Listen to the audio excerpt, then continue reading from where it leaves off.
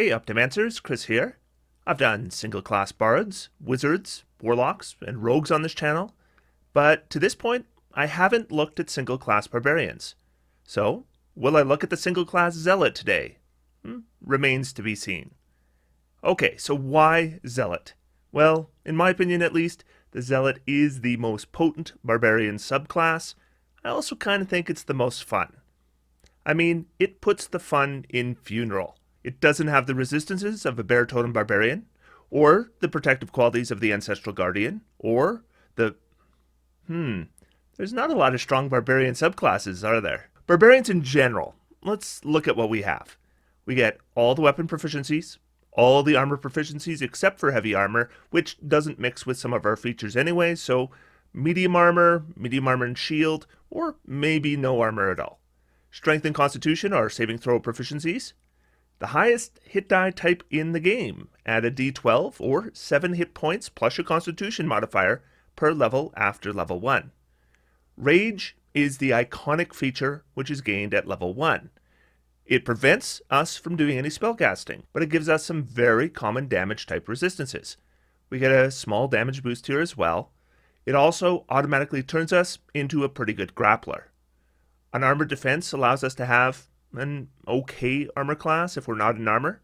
This one is pretty minor, as we're not better off than wearing armor unless we focus on dexterity and constitution pretty much entirely, in which case we're not focusing on our strength, which prevents us from using some of our best features. So I tend not to focus on unarmored defense. However, if you do want to play the bare-chested barbarian, it works okay, because really our armor class isn't protecting us all that much when we're playing a barbarian regardless. Reckless attack comes at level 2, and it's kind of huge. This allows us to make reckless attacks on our turn with any melee weapon attack rolls as long as we use strength. But if we do so, attacks against us have advantage until our next turn. This feature makes a big difference offensively. But when we use it, and we will, it makes us the obvious target for our enemies, which is what we want. So it makes the hard to hit barbarian a pretty much impossible build, but reckless means you hit and you get hit. And when you are barbarian, those are the two things you want. This is too big a feature not to use. So we just have to accept that our barbarian is going to get hit a lot.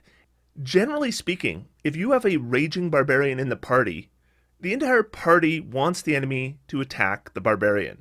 So being an easy target isn't actually so bad. I should also note that when you have a reliable source of advantage like this one, we often think about elven accuracy, but since elven accuracy doesn't work on attacks using strength, this feature is completely incompatible with that feat. Also at level 2, we get danger sense, and it's often a bit overshadowed by reckless, but it's still solid. Advantage on most dexterity saving throws we're ever going to make. And dexterity saving throws happen all the time. After strength saves with rage, this is the second saving throw we're getting advantage on. And all these things we've gotten by level 2. So level 2 is actually a really common point to jump from barbarian. We have reckless attack and a few other decent features on top. But some builds go on to level 3, and then we get our subclass, which usually provides a single feature that makes rage a bit more potent. Then level 4, naturally, is our ability score increase, and level 5 gives us extra attack, which is of course a massive feature for any weapon user. At level 5, we also get a plus 10 movement speed, which is always nice to have.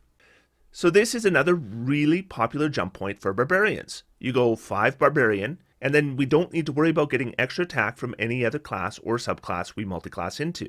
But there's some reasons why you might want to go past 5. Level 6, we get a subclass feature. These actually vary greatly from subclass to subclass. Some grant rage bonuses, some give you some utility. For some, like Totem for example, this feels more like a ribbon feature. So it really depends on your subclass how good this is. Level 7 provides advantage on initiative rolls. This of course is good, but it also felt a lot more special before you could get initiative advantage with 1 level Twilight Cleric dip. That is the specialty, of course, of the Twilight Cleric. Not advantage on initiative, but to make previously good features feel crappy for players. That's what Twilight Cleric is for. So thanks so much to the designers for that subclass. Level 8 gives us our next ability score increase. And this is pretty much the final jump point I see for Barbarian. So we might take Barbarian to 2, we might take it to 5, or we might take it to 8. And beyond level 8, I just don't really see straight class Barbarians, because level 9, 10, and 11, I mean, we are about to have a few really tough levels. Level 9 gives us our first really lackluster feature. Brutal Critical gives us 1 extra die when we roll a critical hit. Most of your hits aren't going to be critical hits. And even when they are, this isn't a big boost. I think this feature also often convinces newer players to be using great axes to get that D12, and that locks them out from consistent bonus action attacks.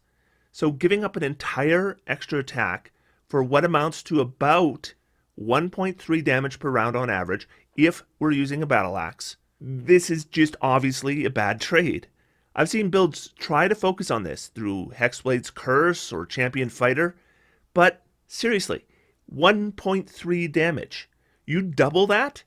That's 2.6 damage. Was that really worth any level investment at all?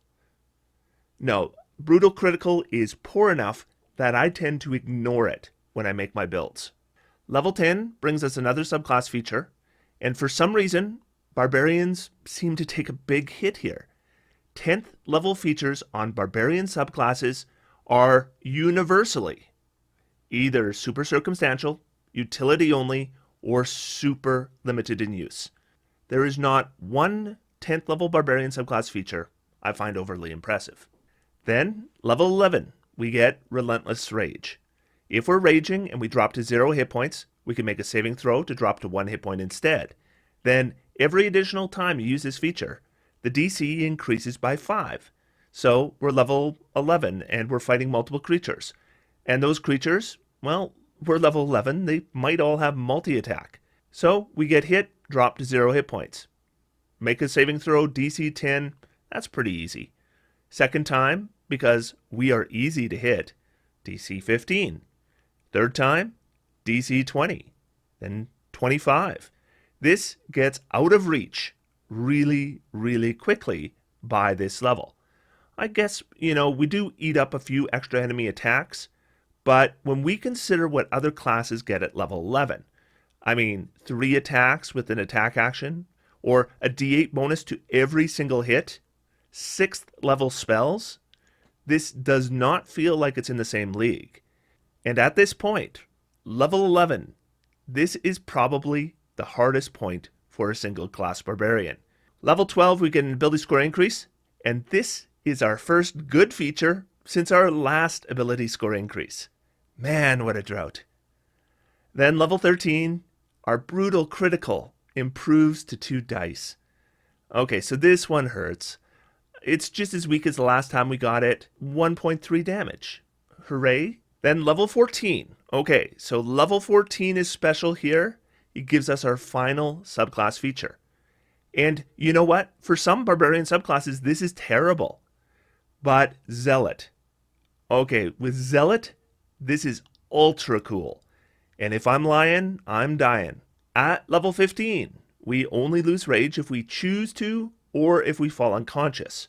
So I'm not sure that was a huge problem, but this feature does make managing rage a bit easier. Level 16, ability score increase, nothing wrong with that. Then at level 17, this is when spellcasters get 9th level spells. When fighters get an extra action surge, we get a 3rd Brutal Critical die. And yeah, brutal right in the name. At level 18, we can use our strength score in place of a strength check. You know, those checks that we're often making with advantage based off our primary ability score. I mean, this is an insurance policy, I get that, but I bet you we weren't failing many of those checks, so I don't see this coming up all that often. Then at level 19, ability score increase, sure, that's fine. Then level 20, we get 8 points of ability score increases to our 2 most important ability scores, allowing us to exceed the normal 20 limit. In addition, we can now rage an unlimited number of times. I think there is a strong argument that this is the best capstone in the game. I know whenever I'm talking about capstones, especially capstones that I think aren't very good, I'll always use the Barbarian one to compare them to show what a capstone should be. This is what a capstone should be. And so we have this long drought with Barbarian from levels 9 through level 19. Then at level 20, we do get a really, really cool and fun capstone. Now, normally, if I'm a level 8 character, I would never consider going all the way to level 20 for a single feature when there's not a lot in between. Fortunately, through Zealot, we do get something really substantial in between. So that's really the only case I would probably consider going Barbarian all the way up to 20. But there are a couple things that you need to know about this build before you even consider it.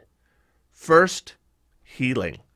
We are going to take damage. Sure, we'll have resistance to a lot of it, but we are going to get hit, and we are going to get hit a lot. We have lots of hit points, but when we lose them, then that means we need more healing than other players might be used to giving. Healing potions, Goodberry, especially mixed with Life Cleric, or a Vitality, also especially mixed with Life Cleric, or Extend Spell Metamagic, or both, we're going to eat that up. If we do have another player that really focused on making a healing character, we will make them feel really useful. One way or another, we either need a ton of healing from other party members, or magic items if we're lucky, or healing potions if we have lots of downtime, or we're going to need consistent resting. This may not be the case anymore once we achieve level 14, but levels 1 through 13 is a long road. Secondly, we are reliant on rage. Barbarians just are. Subclass features are largely tied to rage, and third level subclass features, every Barbarian subclass, their major third level feature is an improvement to rage. So when we aren't using rage, we are losing multiple features. With Zealot, 3 of their most important features only happen when you're raging. And here's the thing about rage that probably hurts even more than not being able to cast spells. Our number of uses start at 2 per long rest. At level 3 we get it to 3, then 4 at level 6, and then we don't get our 5th into level 12. That's 6 levels for 1 additional rage. And I want to tell you, I have a good workaround to this, but I don't think there is one. Some races get shorter long rests, but that doesn't really help you because no race or feature I'm aware of bypasses the restriction of 1 long rest per 24 hours. If we've used all our rages and we're not past that limit, then there's no way to get our rages back. Now, I played in multiple campaigns where DMs have house rules for rage, allowing them to be used more often than the rules normally provide. So if you are in such a campaign, this is going to be a lot more attractive to you. If you are not in such a campaign, this character is going to struggle where you have lots and lots of combats between long rests. This is definitely a session 0 topic to bring up if you want to play this character. Now, I usually consider, like, if you have 8 encounters in a day, that's like kind of a worst case scenario. But I do get told all the time in comments that people often never have anywhere close to that in an adventuring day. So if you have a maximum of 4 encounters per adventuring day, then this isn't going to be nearly as big a problem once we get to mid-level. And talk to your DM. Your DM will probably let you know beforehand. A good DM has good communication with the players right from session 0 so that you have some idea what to expect. If you're going to be having marathon days, this is probably the wrong character for you unless there's some kind of house rule to help you with rages. Let's talk about our tactical options in combat. So I want to start with the first strategy. So what we're going to do with our first strategy here is, you're going to see here we are at the bottom of the page. Here's our Barbarian. What we're going to do is, on round 1, we will rage. Then we will move directly towards the enemy, and then we attack. This one's easy, right? Okay, now let's look at our second strategy. There is no strategy 2. When it comes to defense, character builds have 4 main options. First, if you aren't targeted, you're safe. So this usually comes down to positioning, distance, cover, hiding, whatever. Second, pump up your armor class. Shield spell, shield, top armors, etc. Third, manipulate the damage so it doesn't hit your hit points. This can be done through resistances, immunities, peace cleric shenanigans, as well as adding temporary hit points or other damage absorbing wards, and so on. And finally, present the hit points. Tough feat, constitution, maximize hit dice. We are going to be mixing the third to some degree through rage resistances, and the fourth through good constitution score and maximum hit die size. But with Zealots, we have a secret option 5, at least once we get to level 14, and that is to just let them kill you. Except instead of dying, don't die. Then be invulnerable to their attacks for the rest of the combat. I mean, pretty easy. So given everything I said about barbarians after level 8, so level 9 not great, level 10 not great, level 11 not great, 12's okay, I mean you get an ability score increase, that's always okay, level 13's not great, why on earth am I presenting a straight class barbarian today if these levels are bad regardless of my subclass and my build? And the reason I'm presenting this subclass is because of this feature, and I would not do a straight class barbarian if it's not zealot to this level. But if I'm a zealot and either I'm playing in a one shot that's going to start at level 14 or higher, or I'm playing in a campaign where I'm expecting a significant amount of gameplay after reaching level 14, then I would strongly consider playing a zealot barbarian. And that's because this provides a feature that's not only potent, but also it's completely unique. We don't see other features like this in the game. Beginning at 14th level, the divine power that fuels your rage allows you to shrug off fatal blows. While you're raging, having 0 hit points doesn't knock you unconscious. You must still make death saving throws, and you still suffer the normal effects of taking damage well at 0 hit points. However, if you would die due to failing death saving throws, you don't die until your rage ends, and then you only die if you still have 0 hit points. So this is how this works. We have our character. They're in combat with something super tough. That thing maybe has tons of attacks, does tons of damage, takes our character down to 0 hit points. We're raging. We don't care. We keep fighting. They hit us again. Automatic failed death saving throw. And again. And again. Now, our character, by all mechanics, should die. Except we don't, because we now hold off that death until our rage ends. Now, this creature can keep attacking us. They can attack and attack and attack and deliver as much damage as they want. We're dead already. We can't even die from massive damage because, like I said, we're essentially dead already. Except, what we can do is when the fight is over, as long as we have at least 1 round of rage left, then we pop a healing potion, or we get a healing word, or we pop a good berry, and we survive. So Rage Beyond Death is just that. We die. We die in combat, and we don't care, and we keep fighting. And at the end of combat, we don't die. Now, this doesn't make us invincible, because as it says, when you're raging, having 0 hit points doesn't knock you unconscious. But we do know that our rage can drop beyond falling unconscious. It's important to know what can drop a rage, and this is before level 14. It's important from level 1 to know what can drop a rage, because that's when you get the feature. And rage dropping is bad for any barbarian, but once you get to level 3, it's even worse, because now you're going to have a subclass feature that's improving your rage, and you'll lose that too. Never mind the fact that, as I mentioned, we have very limited rages, so just raging again isn't necessarily an option. But if we're using Rage Beyond Death and we lose our rage, we just die unless we have some hit points recovered before then. So it's really important to be able to control ourselves when our rage ends, or at least never have it drop unexpectedly. So here is the things that can drop our rage. Number 1, it drops after 1 minute has passed. Now, since it's rare for a battle to last more than 10 rounds, this is normally not going to be a problem. Number 2, it drops if we use our bonus action to drop it.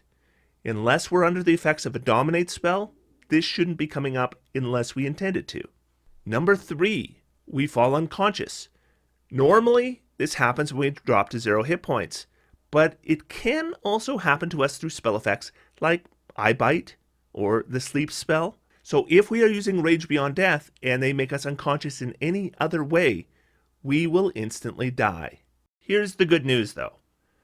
Take a look through the monster manual, through Volos, through Mordenkainen's. You're going to find that creatures concentrate on doing damage. Now, a lot of them might impose conditions as well, but usually that's not going to be the unconscious condition. It's going to be something like poisoned or even paralyzed. But, something like paralyzed or stunned, as long as somebody continues to do damage to us, hopefully a helpful party member, then we can still maintain our rage. They have to be able to inflict unconscious without inflicting damage, or instead of inflicting damage. And that is almost unheard of. So it is going to be exceedingly rare for creatures to be able to deal with Rage Beyond Death. They're basically made to do damage. The whole system of D&D is made that monsters do damage and we have hit points, and when they run out, we go down. But once we get to 14th level Zealot, and that's the only case, once we get to 14th level Zealot, we can essentially die and keep on fighting. And 4th, it drops if we end our turn and we haven't attacked a hostile creature or taken damage since our last turn. Okay, so first off, the way I read this, if we rage on round 1, we are okay until at least the end of our turn on round 2, because on round 1 there was no last turn. Now, in my experience, most DMs will give you a bit of leeway here, where if we're dashing at an enemy and screaming and waving our weapon, a lot of DMs will hand wave that you couldn't make an attack, but that's not what the rules say. So let's discuss what we can do within the rules. Okay, so here's our situation. We haven't made an attack against a hostile enemy since our last turn, and we haven't taken any damage, and it's our turn and we can't reach an enemy. Do we let our rage fall?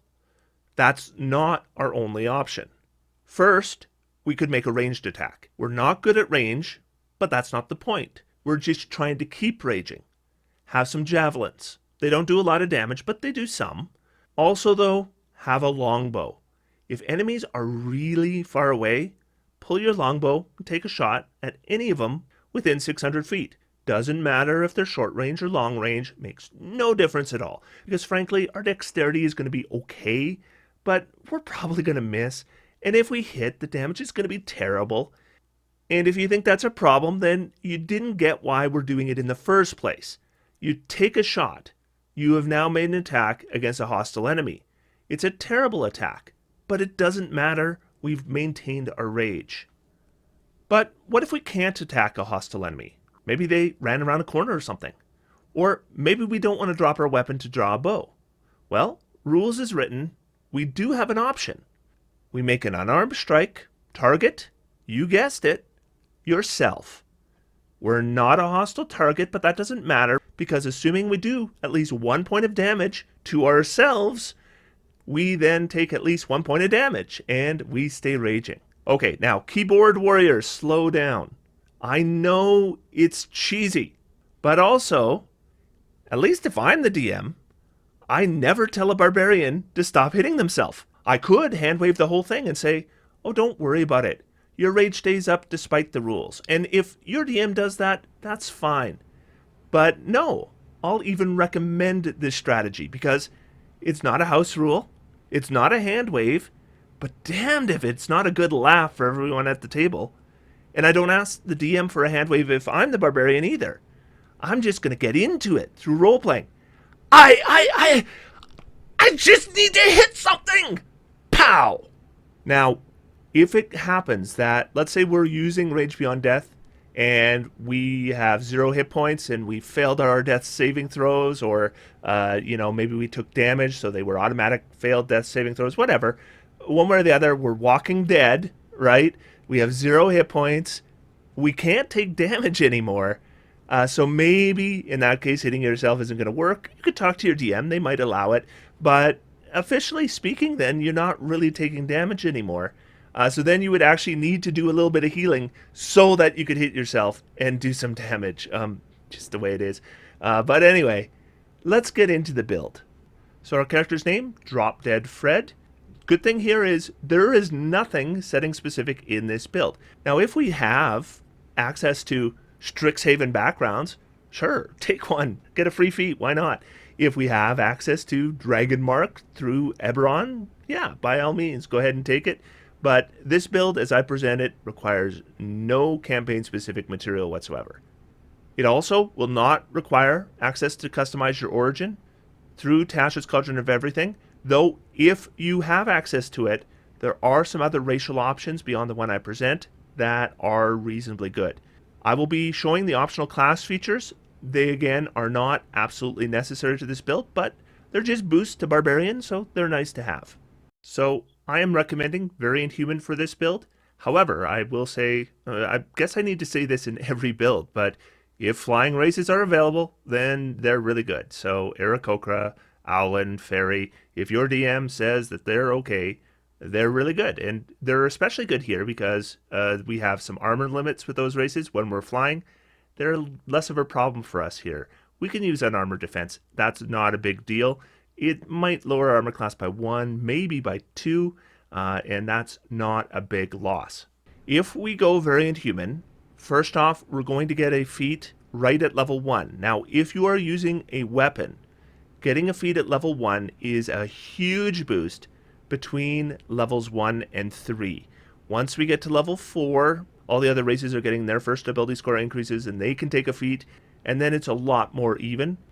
But if you're going to be playing those levels between level 1 and level 3, Variant Human is going to operate a lot better than the other racial options. Custom Lineage would work as well. What I like about the Variant Human is the 2+1s we get are really good. So we're going to add to our Strength and our Constitution, and that allows us to start with a 16 in each of them. If you are a ranged weapon user, the feat you want at level 1 is Crossbow Expert, and if you are a melee weapon user, the weapon feat you want at first level is Polar Master. Polar Master is basically going to add 1 attack per round, potentially more than 1 attack per round. When we take the attack action and we attack only with a glaive, halberd, quarterstaff, or spear, you can use a bonus action to make a melee attack with the opposite end of the weapon. This uses the same ability modifier as the primary attack. The weapon's damage die for this attack is a d4, and it deals bludgeoning damage. We don't care about the d4, because there are so many additional modifiers we're going to be adding to damage. We're going to be adding our strength modifier. We're going to be adding a rage modifier. We're eventually going to be adding a great weapon master modifier. And so the base weapon damage kind of becomes pretty small. Now, it gives us less on a critical as well, but again, do not focus on brutal critical. It's not good enough. Secondly, while we're wielding a glaive, halberd, pike, quarterstaff, or spear, other creatures provoke an opportunity attack from us when they enter our reach. So what we're going to do with this character, I'm going to be giving it a halberd. You can give it a glaive, and they are basically identical. Glaive or halberd, it's just a matter of style.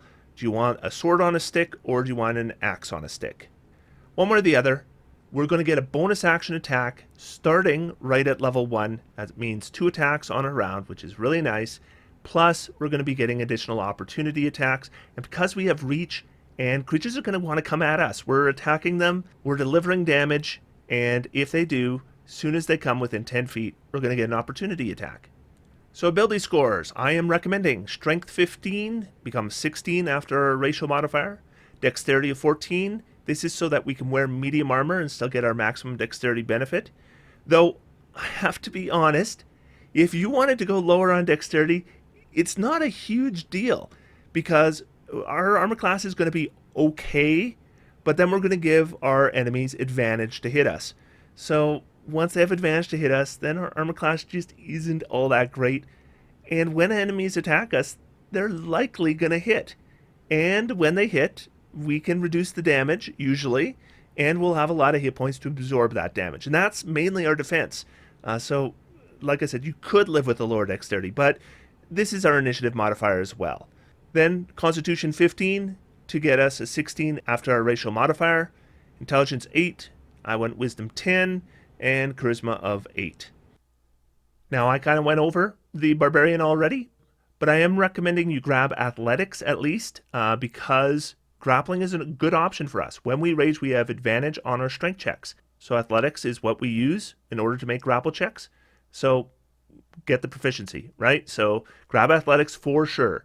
Perception is also a skill I consider really important because it comes up so much. Now, we don't have a great Wisdom, doesn't matter. I'd take it anyway. So those two things. The background I took here is Hermit. You can take whatever background you like, but the one thing you probably want to have is the Herbalism Kit proficiency. So the rule for creating healing potions is in Xanathar's Guide to Everything, Brewing Potions of Healing. It says, potions of healing fall into a special category for item crafting, separate from other magic items. A character who has proficiency with the Herbalism Kit can create these potions. The times and costs for doing so are summarized on the Potion of Healing creation table. So we can see Potion of Healing takes 1 day, costs 25 gold pieces. Now, I should say that the Potion of Healing is also in the equipment list of the Player's Handbook, so it should often be available for purchase, and in the Player's Handbook it costs 50 gold pieces. Why do we want Potions of Healing? Well, obviously we need healing, but it's pretty inefficient to be, taking 100 points of damage and then drinking Potion of Healing after Potion of Healing after Potion of Healing. But we do want to have a steady supply of Potions of Healing, and that is because when we are using Rage Beyond Death, on the last round, before our rage ends, what we want to do is drink a Potion of Healing, get that hit points over 0, and suddenly we're not dead anymore. Now we're alive. For starting equipment, take your halberd or your glaive, grab your hand axes, grab your javelins. Now what we want to do is eventually we want to throw our character in half plate, and eventually we want to get a longbow as well. The longbow shouldn't be too hard to get. We won't need a whole lot of gold to buy a longbow. And remember, it gives us that option to maintain our rage. The half plate, of course, is going to cost more, but until you get that, you could grab scale mail without any armor at all. We have an armor class of 15, which is on the weak side. If we get scale mail, it goes up to 16, which is still kind of on the weak side. It's not bad, though. So, yeah, 15 or 16 is not a huge difference. Once we get half plate, though, we're up to 17. That's getting into a reasonable armor class territory. Now, once we start using reckless attack, it won't matter. Creatures are going to hit us most of the time. But you know what? More armor class is still better. But level 1 damage. If you want to know how I calculate damage, the assumptions I make, there is a video linked in the video description. This is my baseline damage, and it's based on level, and that is, if you were a warlock using Eldritch Blast, you took Agonizing Blast, you used the Hex spell, you increased your Charisma, this is the damage you could expect on each of those levels. I don't think that exceeding this means you're doing good damage. I think it means that you're doing at least relevant damage. If you meet the baseline or exceed it, at least damage is part of what you do. In order for it to be considered good damage, as far as I'm concerned, it's got to be about 50% over this number. If it is going to be excellent damage, it really kind of needs to double this number. So I just want you to keep those things in mind as we go into these calculations. Okay, so let's say we're not using Rage, because at this point, Rage twice per day, I just don't think we're going to be able to Rage all the time, even if the DM says that it's not going to be a huge issue throughout the campaign. Level 1 is kind of an exception, and level 2 too. But we get to make 2 attacks. With the first one, halberd damage is 5.5 plus our strength of 3. Second attack on the reverse side, that's a d4 damage plus strength of 3.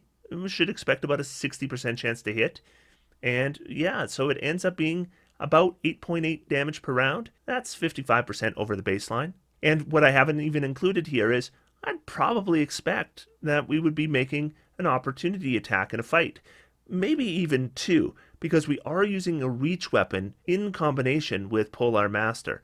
Now, there's a lot of guesswork here, because I don't know how many opportunity attacks we'll make. I do know that an opportunity attack will do about 5.1 damage on average after we take into account chance to hit. So let's say we had, I don't know, let's say we had 2 opportunity attacks, then this would be actually the damage without rage. But with rage, we're actually adding a fair amount of damage at this level. So 10.5 base damage with our halberd, that multiplied by our chance to hit, that's 6.3. 7.5 with our bonus action, that's 4.5. Another 0.4 from criticals. Add another, a little over 1.5 for opportunity attacks. And now we're looking at 12.8 damage per round. That is 124% over our baseline. So, you know what? Level 1 Barbarian damage, that is strong damage. But level 2 is a big level for us. I talked about Reckless Attack. We're going to be using it all the time. This just makes us a more attractive target to our enemies. And if we're a more attractive target, we're getting more opportunity attacks. Never mind the fact the attacks on our turn have a much better chance to hit. And Danger Sense to get those advantage on those dexterity saves. Our hit points at this point, 25. Remember, if we're raging and we're facing attacks we have resistance to, that's effectively 50 points of damage. It also means if you are healed during a rage, then any healing you take, it essentially is going to be double value as well.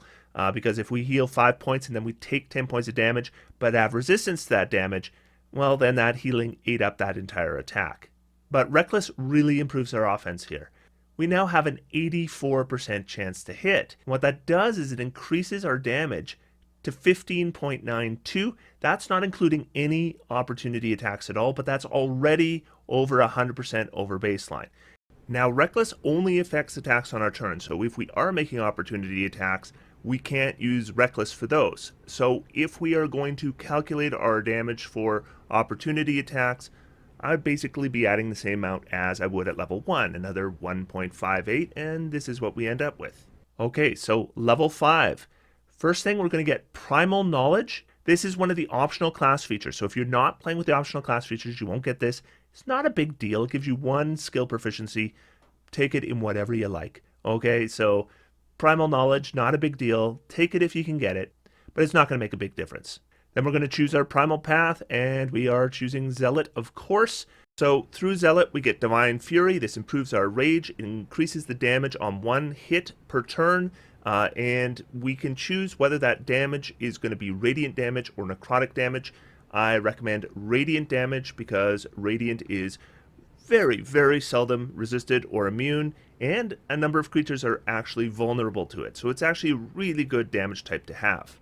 Now, Divine Fury is nice in that it gives us an offensive boost, and not all Barbarian subclasses give you offensive boosts at all.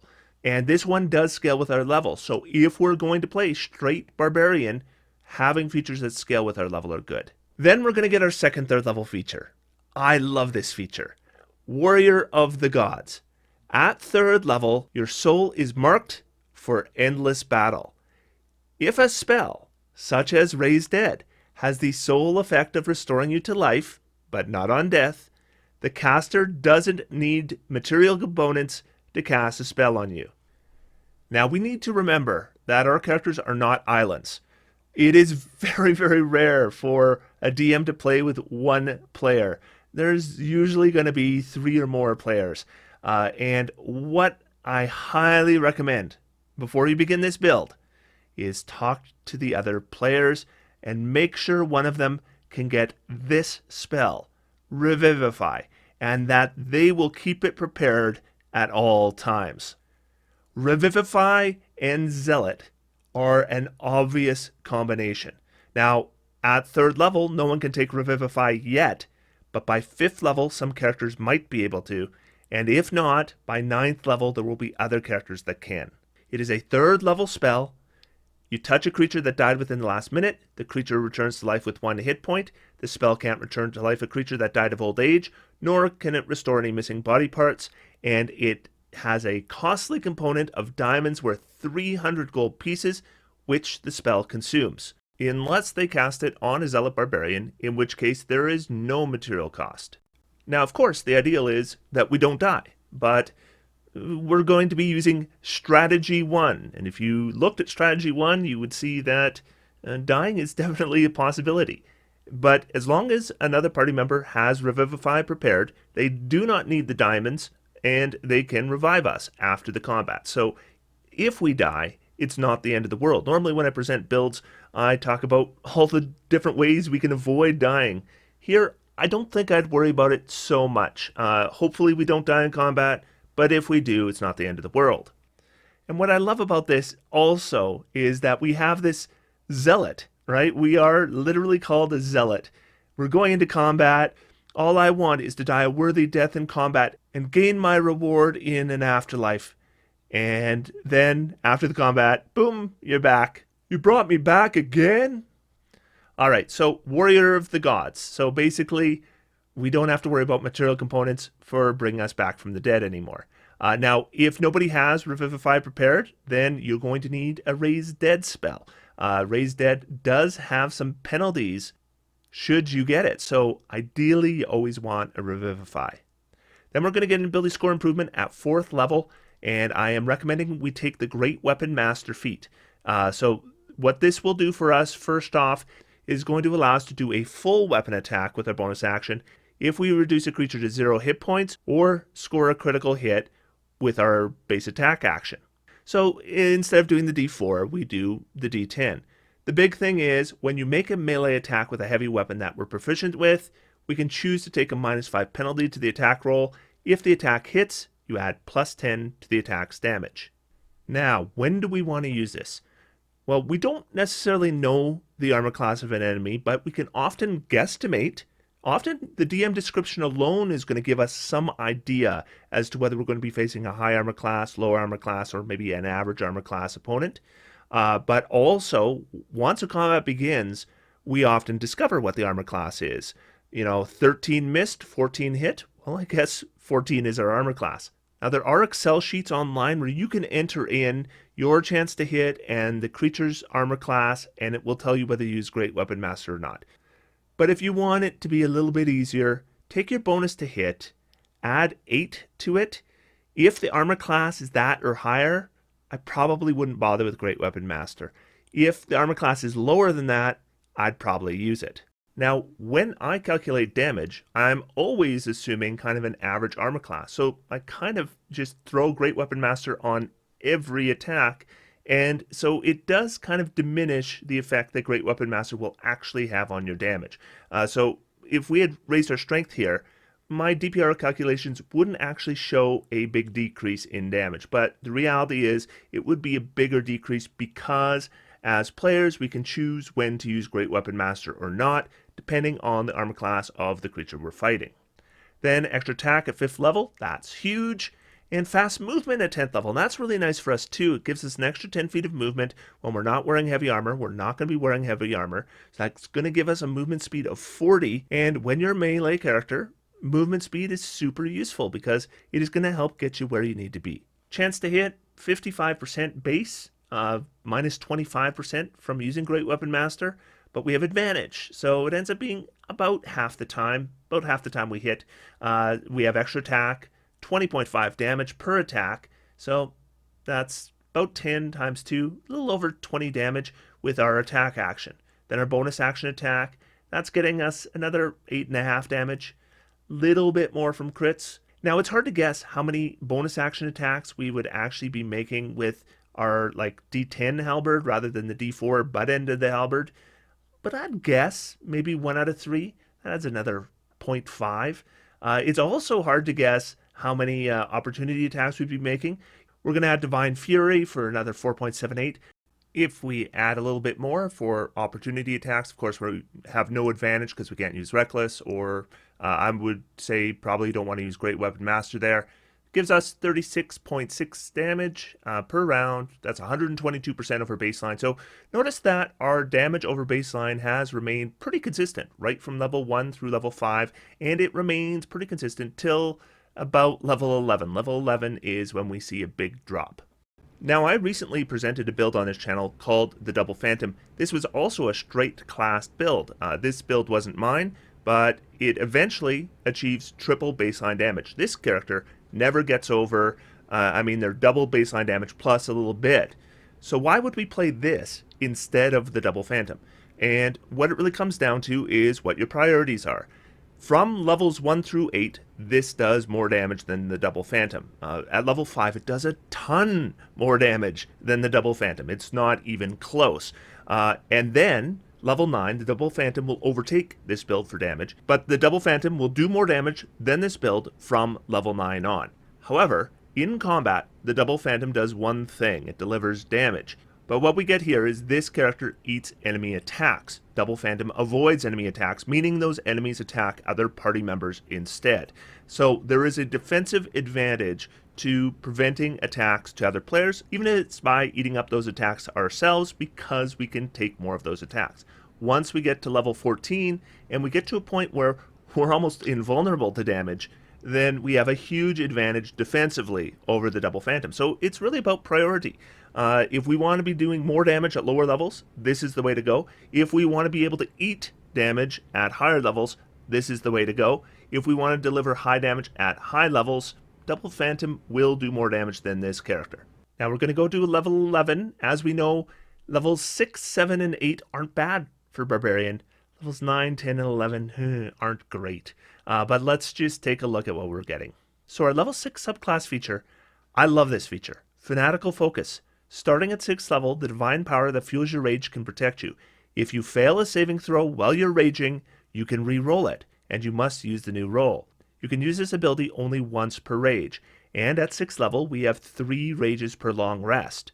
If we are a 9th level fighter, the feature we get is called Indomitable. Beginning at 9th level, you can re-roll a saving throw if you fail.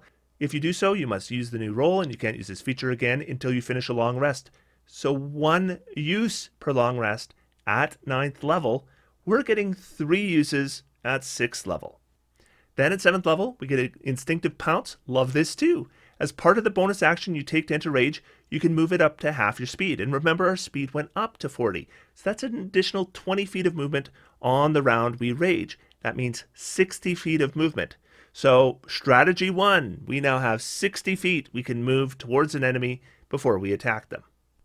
Then our Feral Instinct, that's our advantage on our initiative rolls. That's great.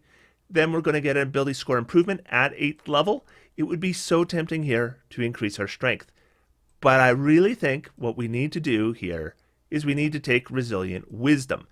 This will give us proficiency in saving throws using Wisdom. Now our Wisdom is 10, so we have a 0 bonus on saving throws to Wisdom. Wisdom saving throws can drop rage. We fall for a hold person spell.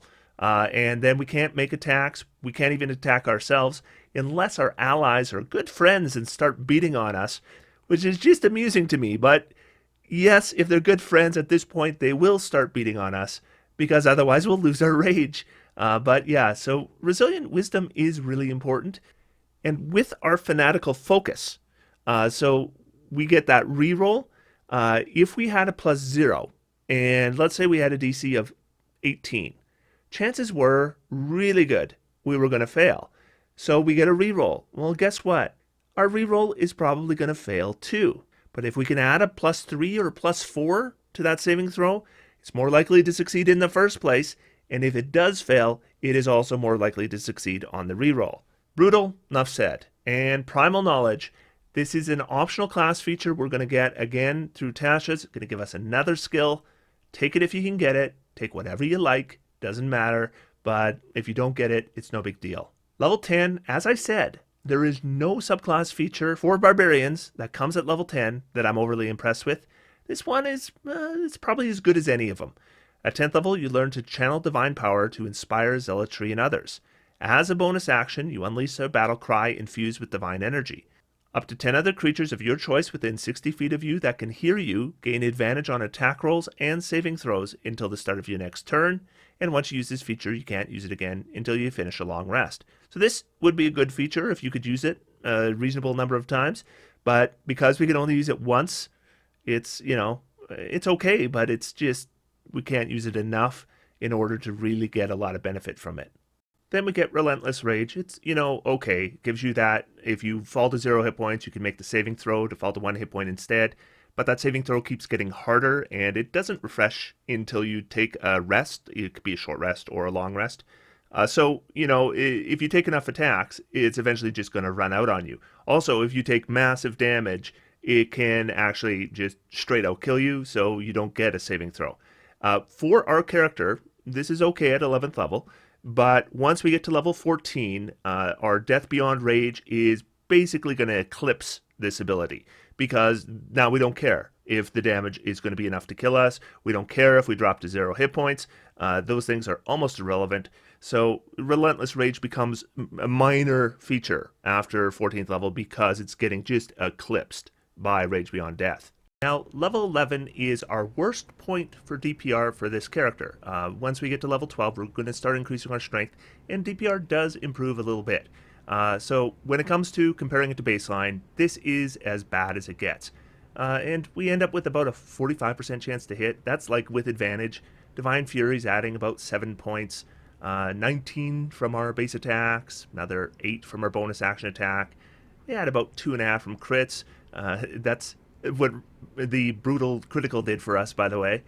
And bonus action attacks, maybe another 0.5 from being able to use our halberd main attack instead of our butt end attack on some bonus action attacks. Another 3.5 from opportunity attacks. And we end up with 41.19. Now that is 52% over baseline, so I still consider this to be good damage. In fact, I've done lots of builds on this channel where we have damage as part of what we can do that can't achieve these kinds of numbers at level 11. So this character is never bad at delivering damage. This character is never okay at delivering damage. The worst it gets is good at delivering damage, but we are no longer excellent at damage. Now, the damage here is perfectly respectable, but with fighters getting additional attack, with Eldritch Blast getting additional beam, we're not getting those, so it's eating into our excellent damage, and now we're down to good damage. But you know what? Damage is still good. So let's see what we get between levels 11 and 17. Level 12 will raise our strength. That'll get it to 18. That is going to help both our attack rolls and our damage rolls. Level 13, Brutal Critical, goes up again. We don't really care. Then level 14. So I talked a lot about this already, but basically, yeah, at this point, what we want to do is we want to rage on round 1, and after that, basically, we can't die from damage. Now, there's a couple more things to keep in mind here. So let's say we finish a combat, and we've used Rage Beyond Death. Creatures did tons of damage to us because they're hitting us instead of hitting our allies. Once we got to 0 hit points, we didn't care anymore because any attacks they did to us that did damage actually did 0 damage. We're basically invulnerable to damage at that point, but we're reckless attacking, we're up in front, we are an obvious target, and their attacks are doing nothing to us. But what will happen is the combat will be over, and then we want to survive, so we're going to pop a healing potion, or if we have a druid in our party, get him to give us some good berries, and we pop a good berry. Now we have 1 hit point. Do we need all that healing that we've always needed before? No, we no longer need the healing, because what can happen is that on the next combat, we rage on round 1, and then, once again, we're invulnerable to damage. So it doesn't really matter if we have 100 hit points or 0 hit points, pretty much the same thing. Now, there are certain things in the game that do have an impact on that, and that is anything that can make you unconscious without relying on damage to make you unconscious. So, the sleep spell or eye bite. Power word kill, of course, would just drop you outright, of course. But here's the thing. All those things are really, really rare. When is the last time you remember your character getting hit with a sleep spell, or an eye bite spell, or a power word kill? These things are very rare. You might go through an entire campaign and never be targeted with any of those spells. But let's say you are. Well, then what happens is you need the Revivify spell. And we are still a Zealot Barbarian. We still have our 3rd level feature. So that Revivify still costs no material components. And then we get back up and we will need to rage again. So once we get to this level, then it's not so important that we heal up between combats. The one thing, though, that can really screw us up is if an enemy wins initiative and we have 1 hit point left, and then they target us with an attack before we can rage. That could drop us. But other than that, we don't necessarily need to heal up between combats. Then we get ability score improvement at 16th level, and absolutely we will increase our strength again. And it should be pretty obvious why we're not worrying about our constitution at this point, because our hit points, they're still not useless, but we're not as reliant on them as we were before level 14. Certainly if we run out of rages, then we absolutely need it, but we do have more rages now. We're looking at, 6 rages at this point? Hopefully we have enough rages to rage every fight, but maybe not. So if we don't, then those hit points, they're still going to be of value, but we have a fair amount. Then 17th level, brutal critical, and good news, this is the last time we'll get it. Now, I don't want to spend a lot of time on level 17, but I do want to just note that our baseline damage increases here because Eldritch Blast is scaled, so they're getting 4 beams. So there's a jump in the baseline DPR. So how did we do against that? Well, here's the numbers. And basically, we end up 62% over baseline at level 17. Note that we haven't gotten any extra attacks since level 5, and we're still 62% over baseline. So, you'll get told that barbarians are terrible at higher levels. That's not entirely true. What it really means is that barbarians are incredibly potent at lower levels, and that doesn't hold the same at higher levels. But there's so much coming at level 8 that even things like increasing our strength and our regular proficiency bonus increase and the tiny scaling to rage does keep our baseline in the good range. We're 62% over. This is not excellent damage, but it is solid damage. So level 18, Indomitable Might, I talked about that, not a big deal. Then we get another ability score improvement. So if you want, go ahead and raise your constitution here. But since we are a Zealot Barbarian, I actually think our best bet here is Alert, because I'm not as worried about hit points as other characters, but what I am worried about, and I already talked about this, is winning initiative. And I didn't even talk about the possibility of being surprised. Not being surprised, also really important. So +7 initiative, and we have advantage, we're likely going to win initiative. Then we get what might be the best capstone in the game, and we almost never see it, because barbarians tend not to want to go 20 levels. They tend to want to multi-class out by level 8 at the latest. But because we were a Zealot and we wanted that 14th level ability, we stuck with Barbarian. Now we're going to stick to level 20 and get this great capstone. So what happens? Well, we didn't raise our constitution, but this just did. Our constitution is now 20. And our strength just went up by 4. It is now a 24. This is going to help our DPR significantly. And we can now rage an unlimited number of times. And this comes up. So we already have enough rages that we could probably rage every combat. We don't really have to worry. Even on a long adventuring day, we're probably fine. But here we can even rage outside of combat. You have a gate that needs smashed. Well, I'll rage, then I get advantage on my strength checks. Those kinds of things. You can just rage whenever you want. If your rage ever goes down in combat, you can bring it up the next round. You don't have to worry about keeping track anymore. That's also really helpful. So really strong capstone here. Let's see how this looks on our final character. And look at that armor class, 17.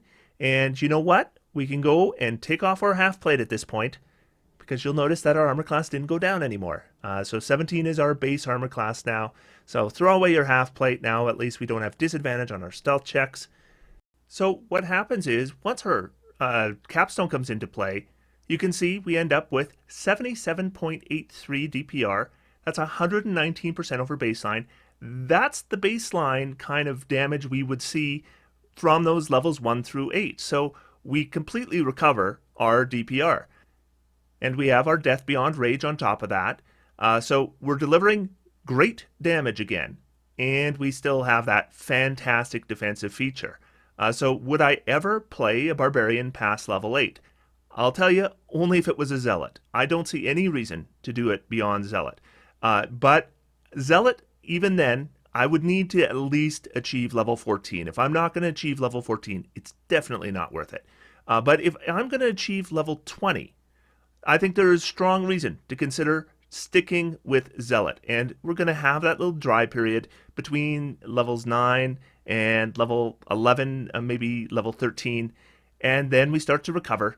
And by level 20, we're doing really well again. This is a strong 20th level character. If you want to see the link, it is in the video description. Now, if you didn't want to go Variant Human, basically you would just push back all the ability score increases by 1.